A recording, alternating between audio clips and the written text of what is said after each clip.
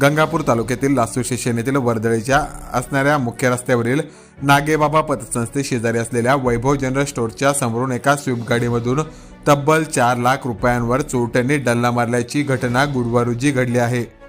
माळीवाडगाव येथील शेतकरी रवींद्र मच्छिंद्र मोरे वय 43 वर्षे यांनी गावातील व्यापारी शिवाजी जाधव यांना मका विक्री केलेली होती। त्या मकाचे 4 लाख रुपये लासूर स्टेशन येथील स्टेट बँक ऑफ इंडिया शाखेतून सकाळी 11:30 वाजेच्या सुमारास काढून दिले होते।